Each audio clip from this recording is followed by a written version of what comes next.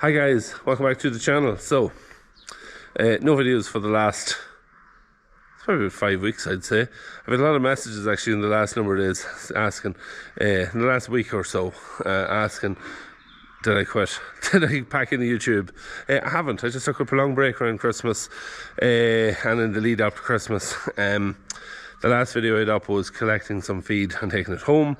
So we were actually doing a good bit of collecting the feed in the lead up to Christmas, just having a good stock of stuff built up so that we weren't short or didn't have to go to get any in that time then between Christmas and New Year or in the early days of January. So that was one thing, we were busy at that. There was no point in videoing that, it was something that was going to be seen 10 times over. Then around Christmas we had my sister and her family were home from Switzerland, so it was nice to have them home. They were home for nearly 2 weeks, and yeah, we're just enjoying having them here and enjoying some family time and time off. So it was great, and we enjoyed that immensely.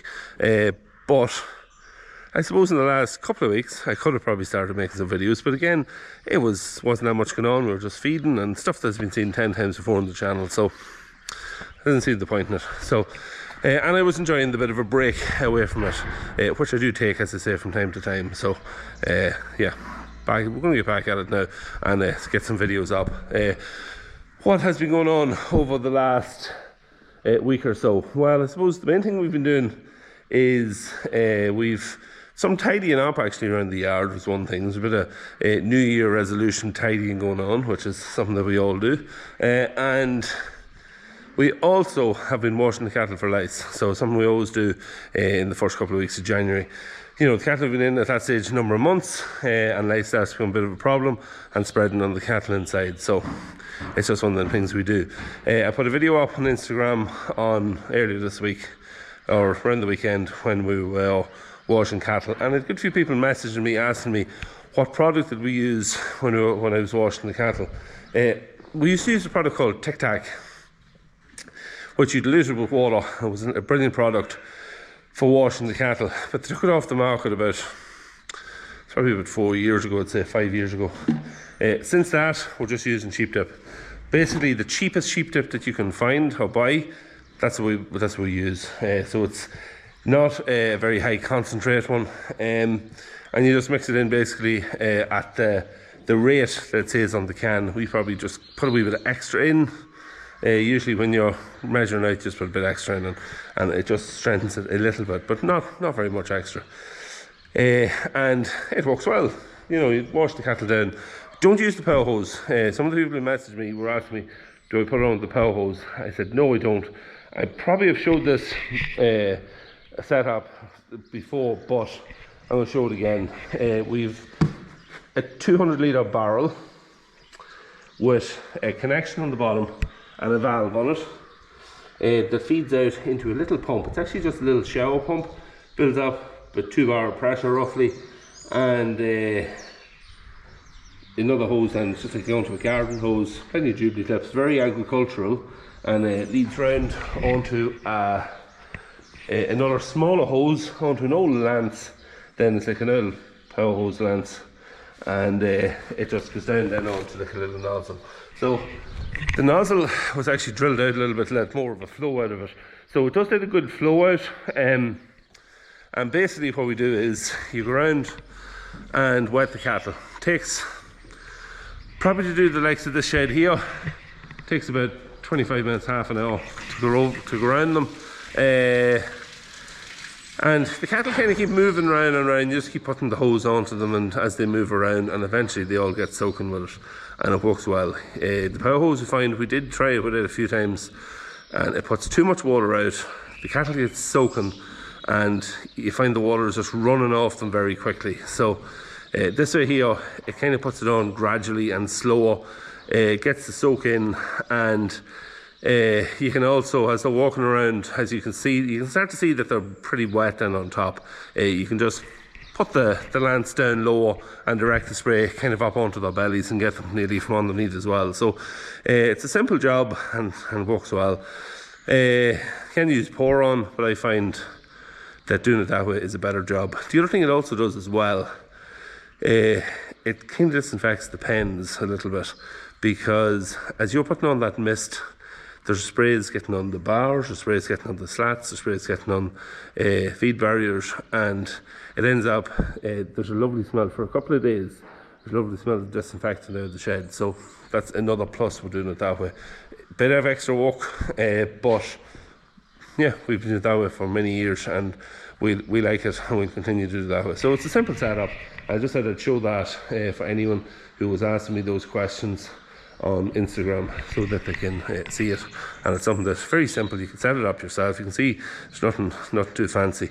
The actual pump itself, I think all that was wrong with the pump, there was like flow switches went on the pump in whatever house it was in, and we just bypassed them and put a plug onto it, and you just plug it in and it turns on straight away. So but even if you went into your plumbing shop and just get a small pump that pumped up about 1.5 bars, they're not that expensive. You know, if you've it's something that'll last you many years anyway. When you finish with it, you can put it away, and it's ready. You can use it again the following year, you know. So the last pump, this pump we only have it maybe this is maybe its second year, but the one before that, I'd say we had it for 20 years nearly. So yeah, it's just one of them things. What else? Going to be moving some tyres here, because we're going to start to backfill the silage wall. So I've actually videoed that already, so you'll see that. Maybe I'll be saying hello to you in that as well, or some stuff mightn't just match up, but actually done that yesterday, so you'll see that now coming next. There's a box of potatoes that come on the trailer. They're going to be taking them off. I'll explain what they are, and we'll be trying to tip them down the bottom, and yeah, we'll see what else there is. I'm going to show you then one of the jobs that's going to be coming up in the next few weeks as well. So yeah, you'll see that at the end of the video. It's an old project that is long overdue to get back to, and we've started to tidy around it, so it's something that's coming up very soon. Doing a bit of tidying up and getting ready for backfilling the silage wall here. We had a lot of tyres that was thrown in there at the very start, and yeah, just I'm popping them down here so we can stack them down with the rest of them. Anything that's come off the silage bit this year, apart from those in at the very beginning, they've all went down the very bottom. We're just putting them all in a pile down there for now until we get this wall backfilled, and when this wall's backfilled we can start drawing some of them back up and stacking them on the wall. So that's kind of what I was doing just now this morning. Yeah, I've mowed all the tyres there. Some of the lorry tyres are down there. There is some of it already backfilled, but I'm not too worried about that. If we can get from the lorry tyres back done, I'll be happy enough. So I'm going to move these tyres, put them down the bottom. We also have, there's some sandbags here still. There's about 30 of them all together. There's a whole pile of them here, and also up along here. So yeah, we're going to get them moved over the next day or so, and then hopefully we'll get this all backfilled towards the end of the week or next weekend. That's the plan. We'll see how it all looks out. Trying to get some feeling back in my hands. It is that cold. So last of the tyres is on. A bit of handballing to do just on the last few, but we got 3 loads down on the silage forks.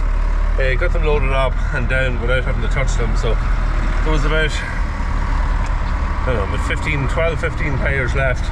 Just handballed them on at the end just for handiness. And we'll go down there, show you where I'm tipping them. It's a mess, but it's just somewhere to put them for the minute. I see a horse here coming down the yard. It's just somewhere to put them for the minute, while we're going to get this behind this wall backfilled. It's a lovely day, sunshine all day, but it is just desperately cold. I'd say it's not much above freezing, or not much above 0 degrees Celsius. So talking about -5 tonight, possible snow tonight or tomorrow, which whenever there's forecast of snow, it never happens anyway, so I wouldn't be too worried about that. But yeah, right, we'll see now if we can get these tyres off here and into position. Now the position is just into a massive pile, which I will show you a bit better at the minute when we get them tipped out. Let's try and get them off there. I'm just building them up the ways. There is a little electric fence at the back of this, but it's only just a temporary one with it's just like a bit of fence cord. So if it does pull it down and they land on top of it, it's not the end of the world. There's no animals out there at the minute anyway. So there is, let me get back into position here. So there is the tyres. There is the tyres at the minute. Nice pile of them coming up. So yeah, they're just going to sit there for the minute. No point even stacking them because they're going to be loaded back onto the telehandler as soon as this is backfilled and put on top of the wall. Sandbags is also here. They're usually down there on top of the wall as well, but they're also parked here. So it's a bit of a mess down here at the minute, just with tyres laying around the place and yeah, different bits and pieces. But it is what it is. It's just the way it is for it's just the way it's going to be for the next couple of weeks until we get everything sorted. I will show you. Do you remember last year we had the track machine or digger here? We got all down the bottom of the yard tidied up. Well, that lasted a grand total of less than a month because we got the chance of some filling, which is now there. It's the other side of the trailer. There was about 10 or 12 loads of, it was like just till, a little bit of topsoil maybe mixed through it in places, and it was all tipped there. So it's an absolute mess. There was some filling that we had at the very back. It was just old blocks of the old silage wall. They're what's going to go initially in the bottom of the backfilling of the silage wall. So yeah, that's what they were for, and then we'll finish off the last foot of it then with the till, and then whatever's left. Obviously we're going to do some of it now because the silage pit isn't empty. Whatever's left, we'll put it over to one side and try and tidy this place up again. So that'll all be going on over the next week or so.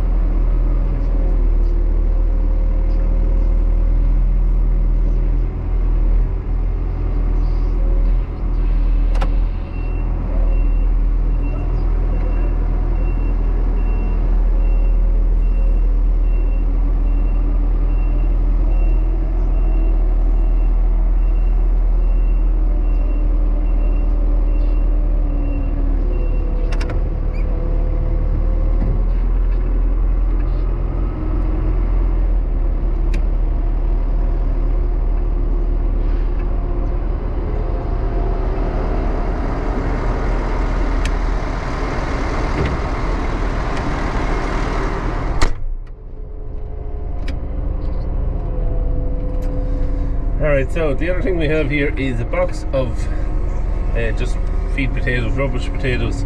One of the suppliers that we get the feed off had a single box left over, and we collected it just with the Jeep and trailer. Dad happened to be off that way yesterday and he just picked it up.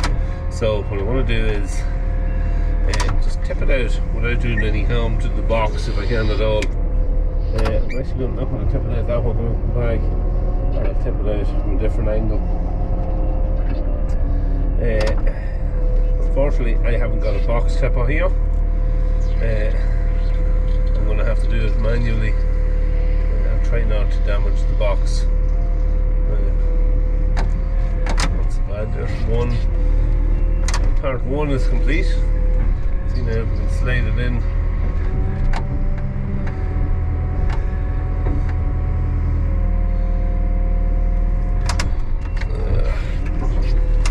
Get it underneath it. It mightn't be that simple.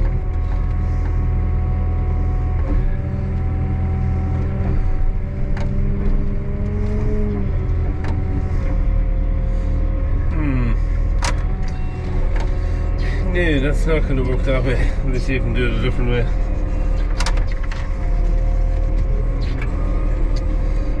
I see a bolt here going through this leg, and let's see now if we can lift up.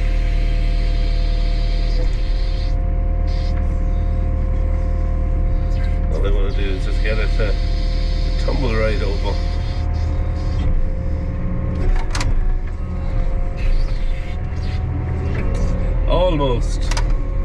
think we'll get it now underneath. It's sitting on top of some other spuds, so we'll get in under it now this way here and get it up.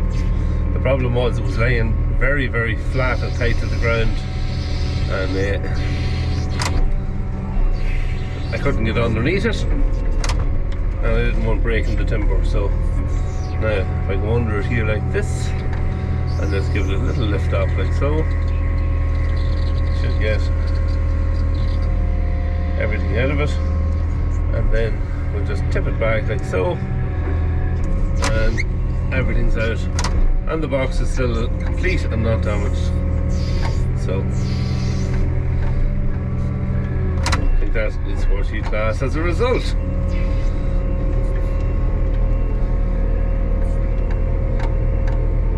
I suppose who needs a box tipper, right?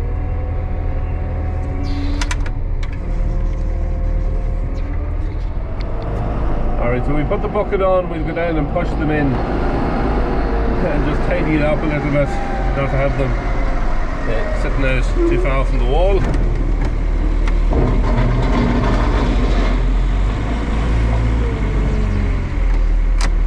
So that's the length of time this will take.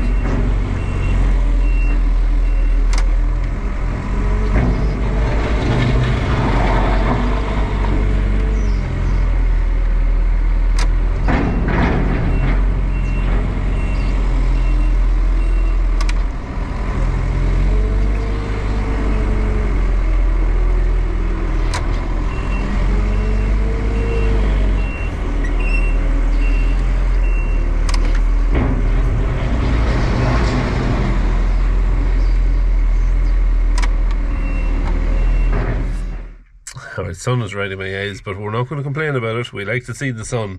Got them pushed up okay. I can see why it's a wee bit heavy, the box. There's a good bit of clay in those spuds. You can see just where I pushed it in, all the clay that's on the ground. And when I buried the bucket into the spuds and lifted them to tip them out, you can see all the clay just in amongst them. Look, clay doesn't make, if it's only in one box, it doesn't make that big of a difference. If it was in if you were getting a lot of clay, it could scour the cattle a little bit, but a wee bit like that's not going to make any difference anyway. Feeding away at spuds, I'm getting spuds. I'm not getting massive amounts of spuds, but I'm getting spuds.